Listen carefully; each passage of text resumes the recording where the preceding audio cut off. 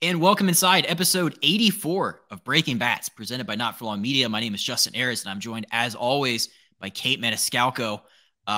It's the AL West edition of the podcast, first and foremost. If you're watching on YouTube, Kait, out of left field, is wearing a Seattle Mariners hat.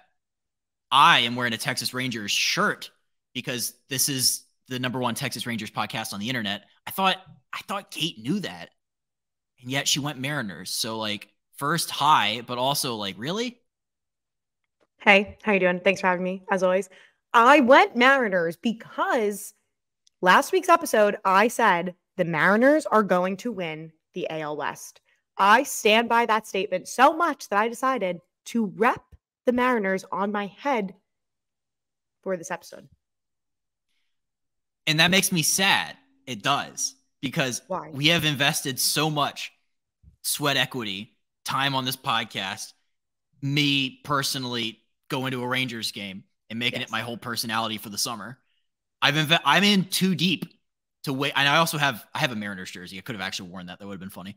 But I'm not doing that because this is a Texas Rangers podcast, even though they did just get their brakes beat off by the Houston Astros on Monday night when we're taping this. So look, I've said it once. I'll say it a million times. Not worried about the Rangers. Okay. You don't think Toronto's going to come in and swoop in? That's the series of the year. We were just talking about that. September 11th through the 14th, Texas goes to Toronto. And if you look at the wild card right now, we were talking about the NL wild card a lot today, but if we're taking a look at the AL wild card just briefly, Texas lost today on Monday, and they have the third wild card spot locked down, except the Blue Jays are a half game behind. So that'll be, we talk about series to keep an eye on, Monday through Thursday, I guess that is. Yeah. Rangers. Going to be a big one. Huge. And at the end of the month, I think that Rangers play, it's crazy. At the end of the month, it's one weekend, like the second to last weekend, Seattle's at Texas. And then that following weekend, the Rangers are at Mariners. So that's going to be great. They play each other like 6 times left. That's what you want. I like that. Whoever made the Rangers Mariners schedule, that's perfect. I love Genius. Down the stretch, play the division. Yep. I agree. That's because it's the best. It used to be with the unbalanced schedule, it was like 19 times playing the division. So yes, wasn't great. This time, spread it out a little bit. It's great. It's so much better, especially because this circumstance this year, it's going to come down to the wire for the AL West. So the fact that there are that many series at the end, it's going to be so fun. I'm pumped for it. And I think the Mariners play Houston in between those 2 weekends too. It's going to be a great September baseball month for the AL West. Everyone book it in your calendars. That's what you should be watching. I'm also addicted to strength of schedule right now. So every day I look Tankathon. That's fun. That's a fun website name. They do remaining schedule strength for baseball. Mariners 8th hardest down the stretch. Rays 4th hardest down the stretch. The #1 toughest schedule down the stretch is the St. Louis Cardinals, but we're not talking about that. Yeah, I mean that's just a fun fact you can tell your friends. Yeah, smart. Yeah. So if you ever needed that, that's that.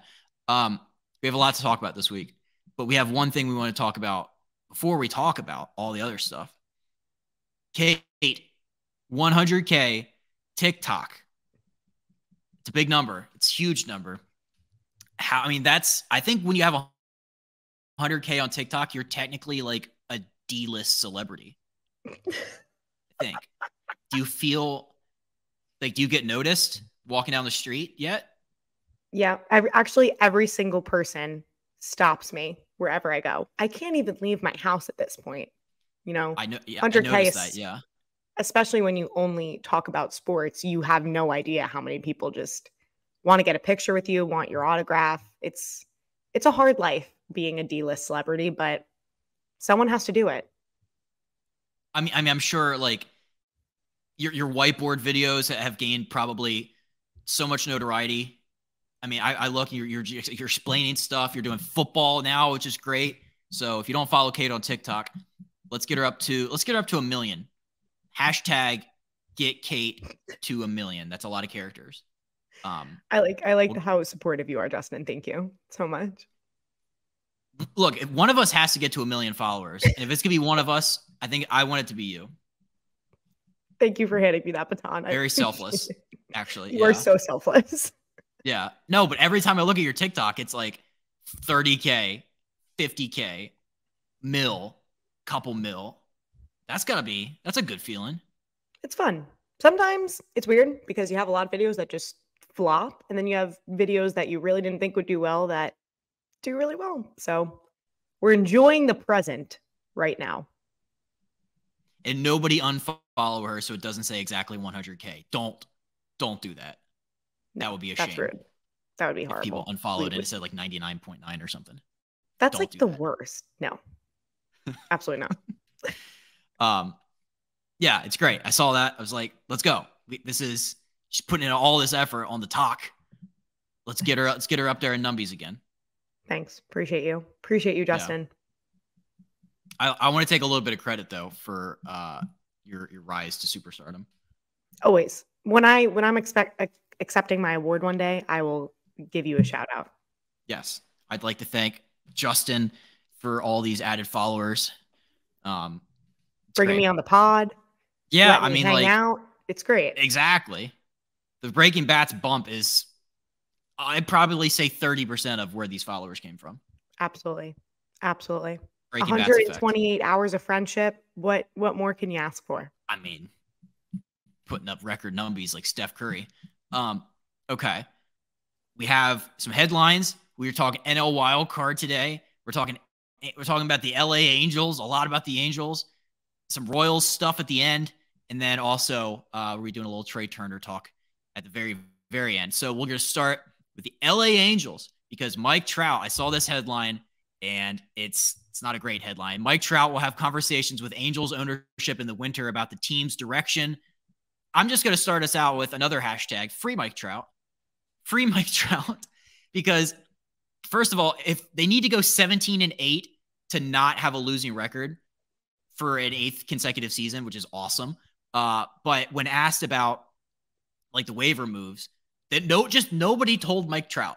Mike Trout said, quote, I was surprised as much as everybody was by the waiver moves. I didn't see what was coming. They didn't even tell him that they were waiving everybody. You'd think you'd tell the franchise player, hey, Mike, real quick, before it breaks, 30% of the team's leaving. All your buddies. Yeah. So just want to give you a heads up. They didn't do that. Free Mike Trout.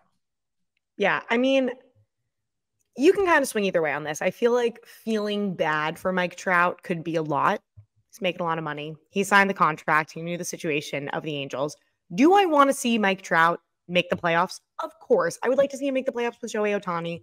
Obviously, you don't want him to go down as one of the greatest baseball players that has been to the playoffs once in 2014. That's not what you want to see for Mike Trout. But in this given circumstance, I feel like I feel more bad for Angels fans because this is probably one of the worst months in the history of the franchise. You go out, you buy it. First you say we're not trading Shohei Ohtani. Then you go buy at the deadline. Okay, everyone commends you. Fine, go for it. Then you waive the players and you are having a horrible month in August. And now Shohei Ohtani, just to add to matters, UCL injury. Like, could it actually get any worse for Angels fans at this point? I'm genuinely not sure. I do feel bad for Mike Trout. You're right. He knew what he was getting into when he signed that big contract. I think from his perspective, I don't think he thought that they would be this bad because it's a big market team. They've always spent money. Like they got him his buddy Pujols. They got him pitching back in the day. They got Rendon. Like they've always tried. And so from Mike's perspective, he's like, I mean, we can get out of this. It's not going to be this bad forever. But you're right. 2014 was the last time they made the playoffs. He was 22 years old. And in that series, he went 1 for 12. So if that was the last time he's ever going to play in the playoffs, I don't think you want to bat .083 for your postseason career. That's not when they put that on the Hall of Fame plaque. That might be in a smaller font. That probably won't be as prominently displayed in Cooperstown. I don't know. Mike Trout's just like not a flashy guy. Maybe he didn't want to deal with like the free agency carousel, the media tour. He's just like, hey, in the off season, I like to go hunting a lot. And deer season is in October. So I would like the month of October off every year to go hunting in Millville, New Jersey. And I think they're going to accommodate that request, it looks like, every year. Yes. I also think that maybe, again, kind of, I mean, I know he kind of alluded to this right now, but in the eyes of Mike Trout, like some people just want to play baseball. And maybe he, like you said, didn't really care, didn't want to go through the free agency issues. I would love to have a sit down with Mike Trout and actually know if this bothers him a lot, because Mookie Betts interviewed him on his podcast talking about the WBC, and he kind of said that, yeah, it was so important to us. It was the greatest stage I've ever played on, because given the fact that we don't get that far in the playoffs, so that was pretty cool, pretty awesome opportunity to face your teammate on such a huge stage. I'm curious if what those conversations are going to look like in the offseason, because from an Angels perspective, you've pretty much depleted your entire farm system. Do you go out and spend more in the offseason? Because you can't really rely on your prospects to come up during the year. I would love to find a scenario in which he could get out of LA, like where he demands a trade. Can you imagine if Mike Trout demands a trade? This guy never talks. And so the fact that like we're getting little snippets of him, like he's like, hey, they didn't tell me about the waivers. He's like, hey, I'm gonna have to talk to management. Like we're slowly starting to see an increase in him talking, which is a good thing, I think, because it shows that like he's not content to just sit there and lose every year. Maybe he's tired of going deer hunting in October. Maybe he would actually like to go deer hunting a little bit later in November with a ring. So, I mean, I think he just wants to, I feel like he wants to go to the playoffs again, but I saw this. He has 7 years at $252 million left on the contract. It's kind of a lot.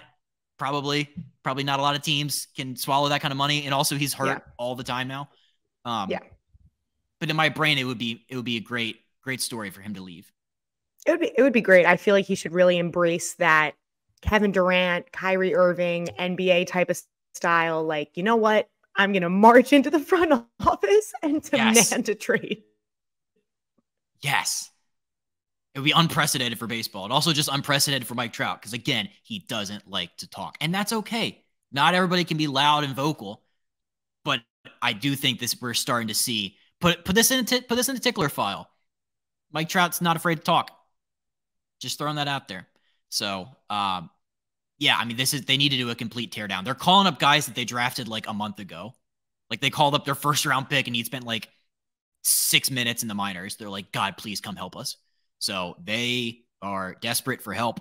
One last thing on the Angels. Did you see the stuff on Twitter? I put it on our Instagram, but just like the writer for The Athletic for the Angels, Sam Blum versus Anthony Rendon. I did see it on our Instagram. I saw some comments on Twitter because Talkin' Baseball also reposted, so I was deep in the comment section. It's interesting. It was a lot of interesting fans had a lot of opinions. So this is something that I'm very well versed on. I made a TikTok about this last week. So Sam Blum has had an ongoing thing with Anthony Rendon ever since Anthony Rendon has been put on the IL when he fouled a ball off his shin on July 4th is when he hurt himself this most recent time. And ever since then, he hasn't been able to play. He's on the 60-day IL now. He has like bone bleeding and bruising, but there's not a ton else known about the extent of his injury. And so this is like an ongoing saga. And some of my favorite Sam Blum tweets about this was on August 8th, Sam said, Anthony Rendon said yesterday in the clubhouse that he'd come back out to give an update on his health. He did not return to do so yesterday. He did not today either. There's always tomorrow, I suppose. And then he followed it up, I think a day later, and he said, update, Rendon postgame last night likened his promise to return of that of Arnold Schwarzenegger's character in The Terminator. He noted that he would come back out to talk, but did not say when. And then he just never came back out to talk again. So Anthony Rendon, not a fan of the media, would probably be a nice way to put it. Very combative with the media now, but the most recent one on Monday, which this is the GOAT. This is the GOAT response. This is the best. So Anthony Rendon, this is from Sam Blum. He said, Anthony Rendon, when asked for an injury update, said, quote, no habla inglés today. He then put on a hoodie, then left the clubhouse. So it's giving all of the NBA post-game press conferences. Yes. He just wants no part. He wants no part of the media. And I kind of like the fire. He's like, I'm just going to say whatever I want. Which is like the most frustrating thing for fans and for poor Sam. And for poor Sam. Sam is just eating it every single day that he has to go into this clubhouse and try to get some sort of update for his job on the most expensive player on the Angels, Anthony Rendon, making $38.5 million. And just like the manager will not talk about this. They stopped making the trainer available to comment, apparently. So just no one will talk about how hurt Anthony Rendon is. I can't imagine like poor Sam walking into there every day, just knowing, like, I think he has his own podcast too. And I think he said like something like, I won't repeat some of the things Anthony Rendon has said to the media. Just like, that's how bad they are. Yeah. Like it's reminding me of that trend on TikTok where it's mentally preparing myself to like go to the doctor's office. It's Sam mentally preparing myself to go ask Anthony Rendon questions. Just like, hey, how you feeling? Just absolutely petrified what this man's response is going to be. I think Rendon like takes like pleasure in seeing how big of an a-hole he can be to the members of the LA media. Like, I think in his mind, it's a game. The no habla inglés today. Just today. Yeah, no, iconic. Just today I don't speak English. I would like to leave now. Iconic. That's insane.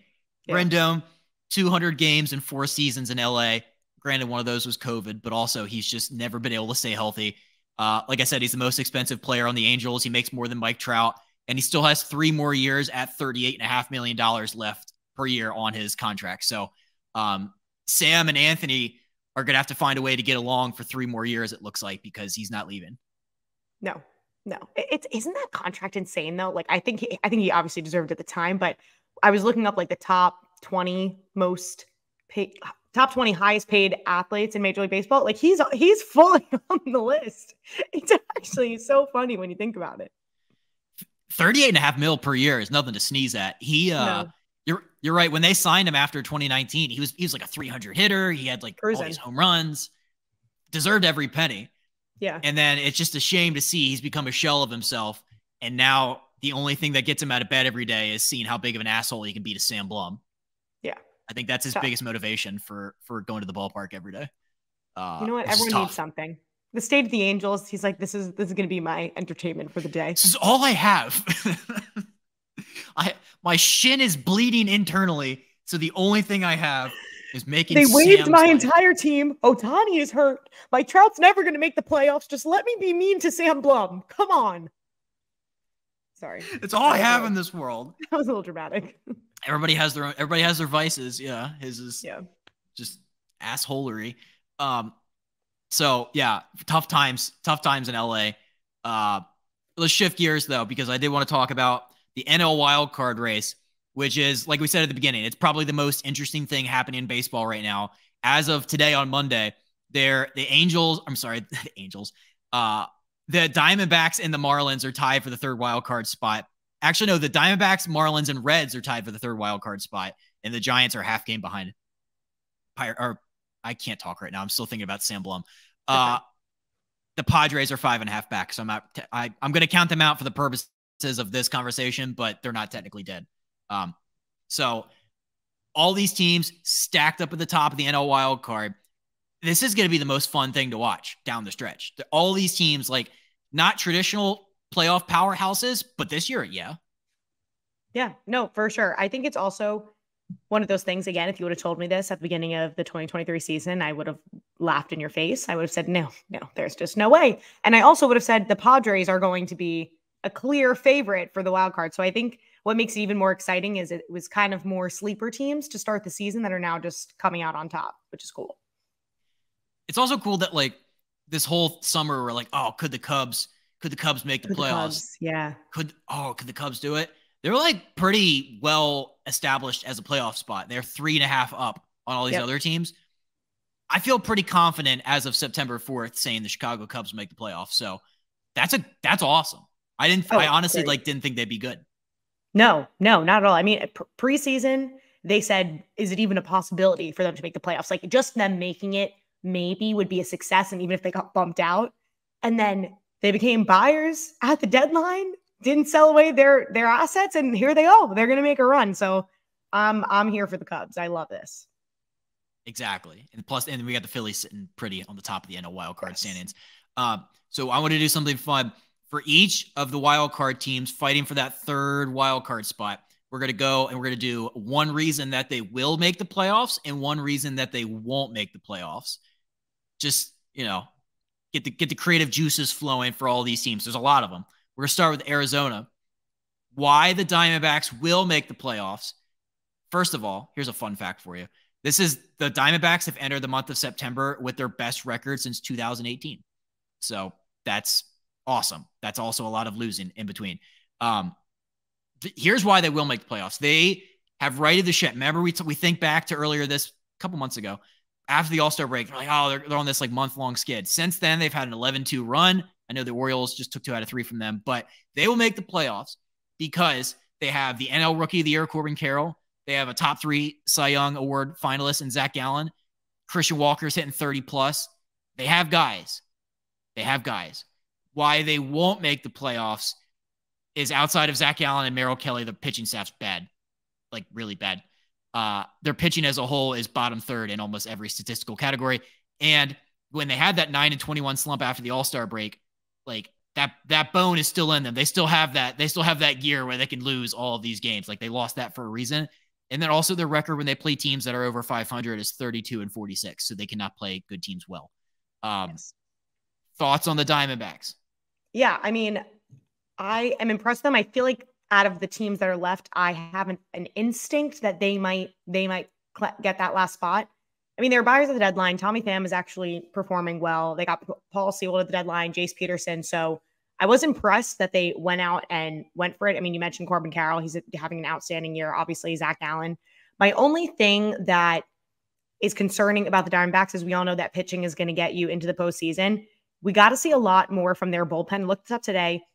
25th ranked in ERA, 26 different pitchers have thrown in relief this year, and only 2 out of 11 who have thrown 15 innings in relief have under a 4 ERA. So the bullpen's just a mess right now. I know you mentioned the pitching staff. Obviously, the ERA is tough.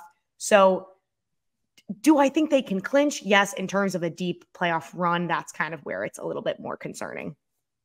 Absolutely. Yeah, I mean, they started out so high, but like I said, that month where they won 9 games, that happened for a reason. Like they're not a bulletproof playoff contender. The next team is the Miami Marlins.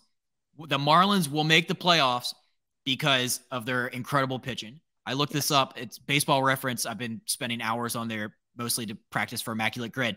But Baseball Reference for the Marlins, their 4 out of their 5 top WAR leaders are pitchers. And the only one who isn't is Luis Arias, who unfortunately will not be hitting 400 this season.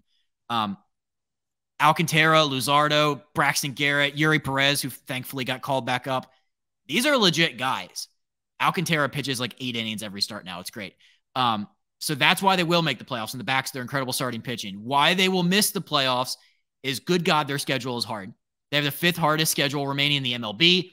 And just like Arizona, when they play good teams, it does not end well. 30-42 against teams that have a 500 record or better. Some of their toughest games are 7 against the Brewers, 3 against the Phillies, 3 against the Dodgers, 3 against the Braves. It's going to be tough. So thoughts on the Marlins? Yeah, just surprising almost that they, I think, had like a lot larger lead in the wild card spot in the beginning and just kind of fallen off lately. Obviously, their pitching is outstanding. They've done like a great job so far this season. My gut, I feel like this is turning into thoughts on the Marlins. Kait, what's your gut instinct?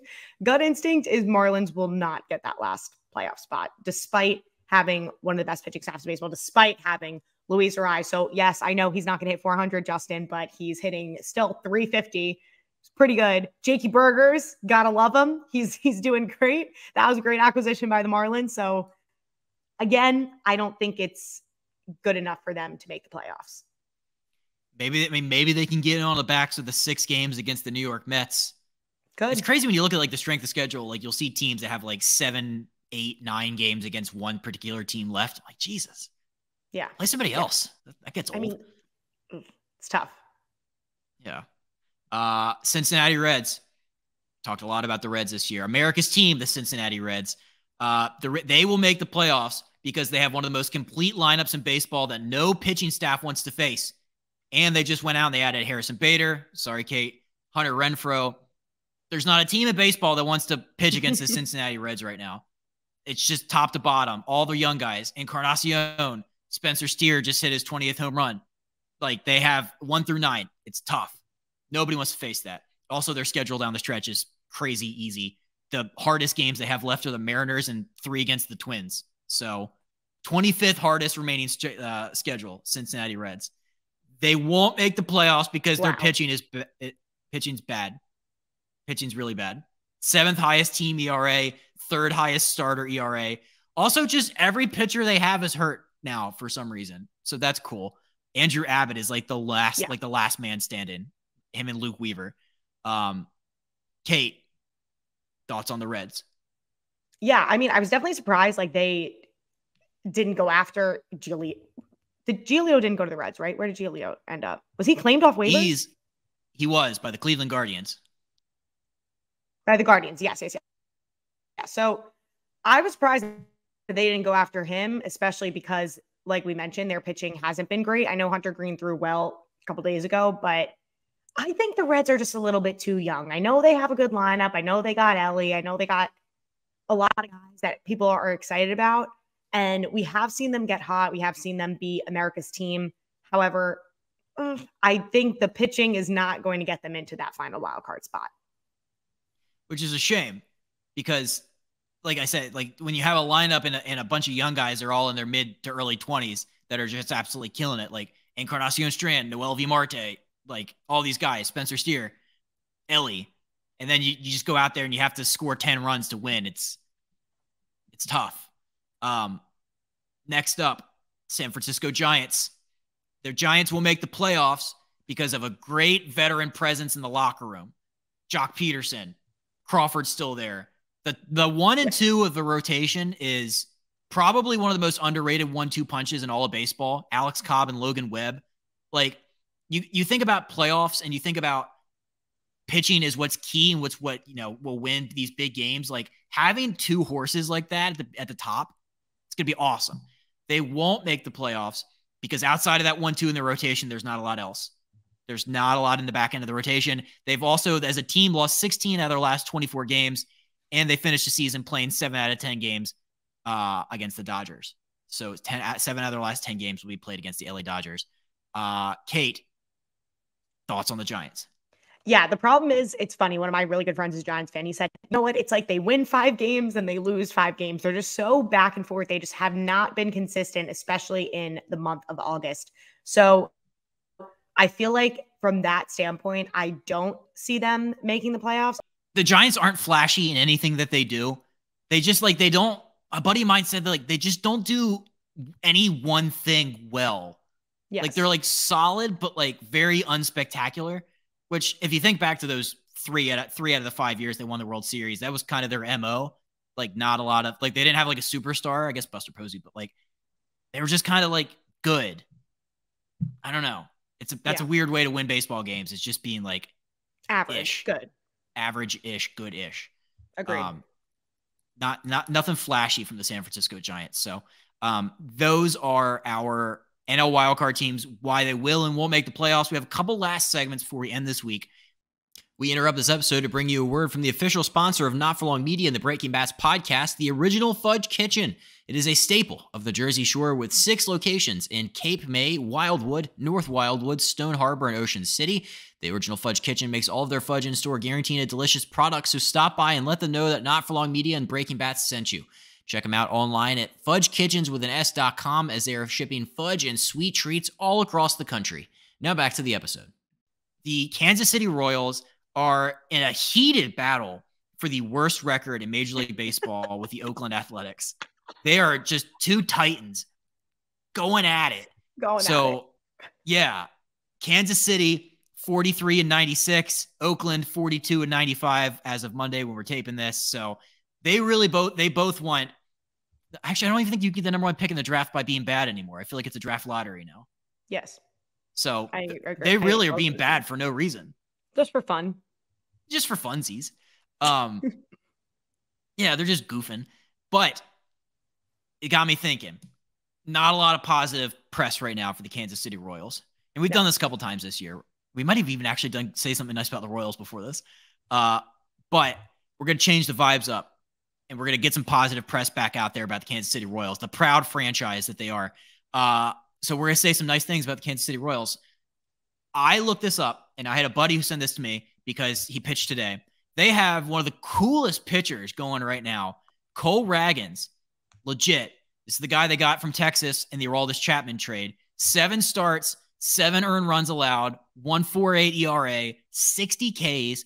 Today, his start on Monday against the White Sox, 6 scoreless, 1 hit, 7 Ks. Guy's a lefty, throws 100 miles an hour, AL pitcher of the month, 25 years old. That's a guy. Kansas City has a guy. So we need to get some more positive press back out there and let everybody know Kansas City, Cole Ragans.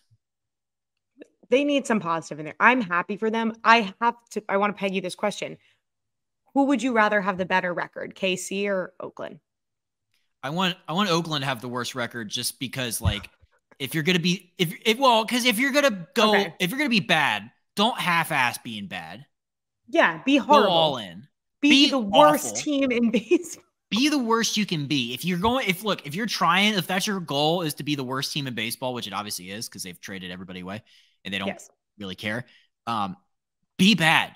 Like if this whole season would be for naught if they had the second worst record in baseball and Kansas City swooped in at the last second and was like, hey, we have 120 losses, not you.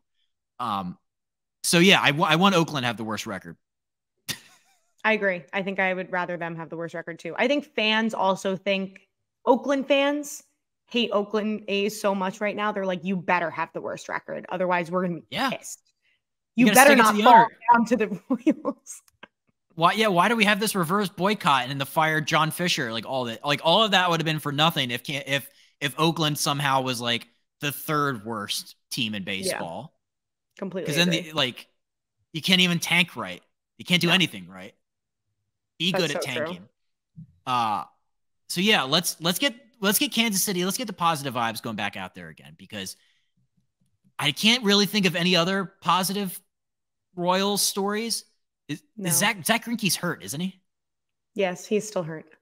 Okay, so that would have been favorite guy in the world. Yeah, Zach Greinke stories. Remember that? That was fun. That was the best episode of my life. Zach Greinke stories. Like half a mil on Instagram. It was awesome. Check it out. You could say Bobby Witt too. Future MVP. Bobby Witt's having a good year. Good for him. Go KC. Sal Perez is still there. We love it. So I don't know what's up with that. He probably should have gotten out a while ago. So, there's a couple other things, but mostly just Cole Ragans. Yes. This is a Cole Ragans podcast now. Yep.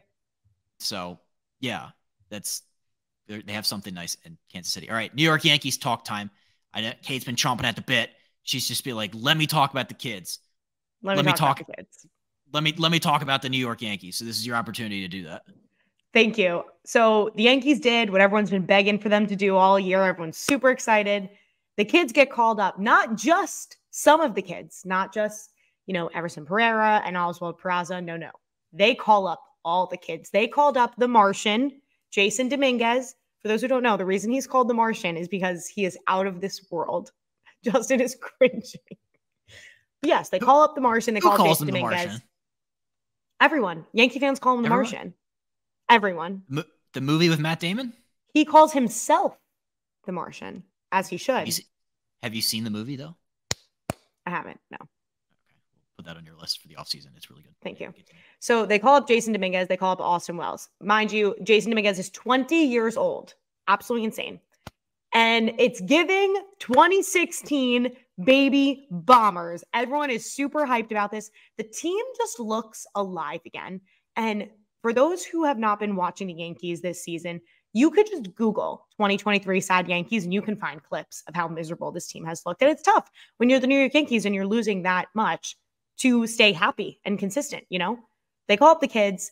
Jason Dominguez, first at bat, homers off of Justin Verlander. 2 days later, another home run. Absolutely phenomenal. Obviously, he has been the star, but another star Austin Wells. People are not talking about him enough.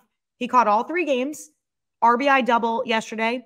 His framing looked great. Michael King actually went out to the media after and said, yeah, like I told him to make some adjustments. I thought he was great making those immediately after they did the side-by-side of him coming more inside on Kyle Tucker. He looked absolutely phenomenal. The New York Yankees call up the kids and sweep the Houston Astros. Absolutely insane. For the first time since 2013, Yankee fans, that was the day Andy Pettitte was still throwing. So just for some perspective, it's really cool watching the younger guys. Again, Sunday marks the 2nd straight game in which the Yankees fielded 6 players aged 24 or younger, which has not happened since 1969. Just a cool day. And again, it gives some Yankee fans some hope too, because this is the future of your franchise, the future of your organization. So I'm stoked. 8.5 games back out of the wild card. Give me a miracle. Let's go. Justin, I'm sorry I just ranted, but I had to get that out. No, you knew I had to get that off my chest. Absolutely. This is the place to do it. Yeah. Although you did tweet out today they have to make the playoffs, you're doing the New York City Marathon, which a part of me thought that you were already doing it. No, that is correct. I said if the Yankees make the playoffs, I will run the New York City Marathon. And I'd like to make a promise on this podcast too. If the New York Yankees make the playoffs, I will also do the New York City Marathon. Get your running shoes on then. Yeah, we're committed. And hey, I'll double down. If the New York Yankees make the playoffs, I will try to qualify for the Boston Marathon. If not this year, then next year. And hey, yeah, Brian's gonna run it too. Yes. We have not talked to him about this. Let's just double down. Tweet me a marathon. I'll run it if the New York Yankees make the playoffs. The playoffs, just the playoffs. They just need to make the wild card. Yeah. Absolutely. I feel very confident in that. So yeah, I will do 6 marathons between now and the end of the year. Perfect. Phenomenal. If the New York Yankees make the playoffs. This is fun. I love making bets about things that will never ever come true. All right. Enough. No more slander.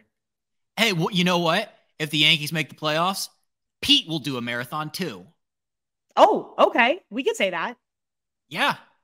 Pete's going to do a marathon. Let's just do a quick recap.